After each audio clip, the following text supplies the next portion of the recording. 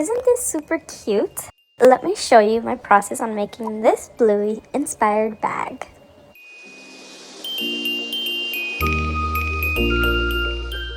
Hello everyone and welcome to Amparo Wonderland. Life has thrown a curveball at me and I wasn't able to create a video tutorial, but I wanted to show you a glimpse on the making of this cute phone bag that I made for a trip I took. So, without further ado, let's get yarning! First things first, I did my sketch on what I wanted it to look like. I was looking for a rectangular shaped bag with orange at the bottom, and I'm thinking of doing the bobble stitch here, and then a small white stripe above that. Then I'll move to a blue color here at the top and make a paw print pattern that I've seen before.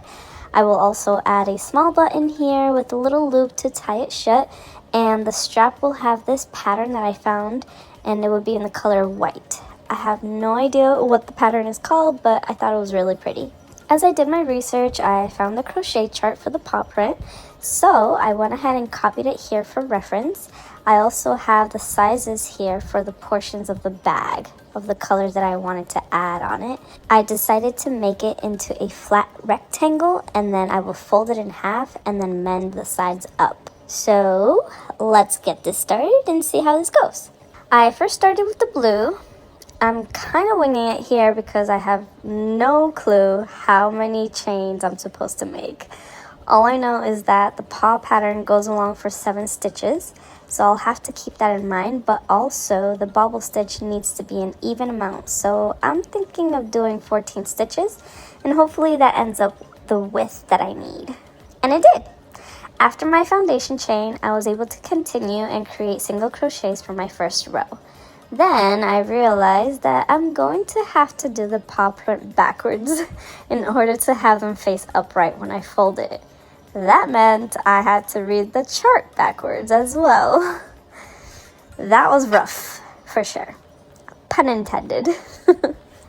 This was my first time using this chart, so I really did have a hard time since I was reading it backwards, but I got the hang of it. I did end up messing up, but I kept going because I couldn't retract since I was on a time limit for this project. Once I got to the end, I measured my blue section to make sure it was the measurement that I wanted and it was exactly the size I needed. That meant that it was time to add the white stripe. I still wasn't sure if I should do a double crochet, half double crochet, or even a single crochet. I tried them all and measured them all, and then it turned out the single crochet was the exact measurement that I needed. So I went ahead and created 1 row of single crochet, and I was ready to move on to the next section, which was the orange section. I knew I wanted to do the bobble stitch for this section, so I went right ahead and went to town with it. This was my first time actually using the bobble stitch, so it was definitely a learning experience. As I went on, I noticed that it wasn't coming out exactly how I envisioned it. I didn't want to frog the whole thing, so I just shrugged it off and I went with the flow. This is a perfect example of why making a gauge is such a great tool, especially when using different types of stitches in one project. But anyway, once I got the measurement I wanted, I repeated the pattern backwards, and then the rectangle was complete. I was a little disappointed since it wasn't what I pictured in my head, or even on my sketch. But I was still very excited because I was very proud of myself that I was even able to create this.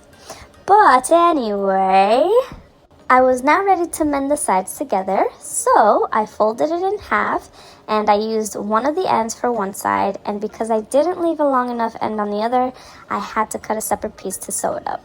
Once I was done with that, I had to figure out how to create the strap. From personal experience, I knew I had to create the stitches around the top first and then crochet into the strap, if that makes any sense, because if I made the strap separately, it becomes very stretchy. As I was thinking about the fact that I had to do this with the strap, I forgot all about the fact that I wanted to use the white for the strap and use the blue instead. But you know what else? This little loop for the button here? Yeah, I totally forgot to add it while I was going around. Ugh. However, I did not let that stop me, which is a good thing because that's how I finally finished my piece in one day with time to spare. I'm so happy I was able to make this bag, and I can't wait for my next creation. So that ends that. Thank you everyone for hanging out with me.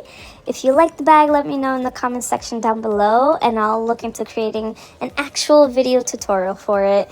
And don't forget to give this a thumbs up because it gives me an idea on what you all enjoy watching or not, you know.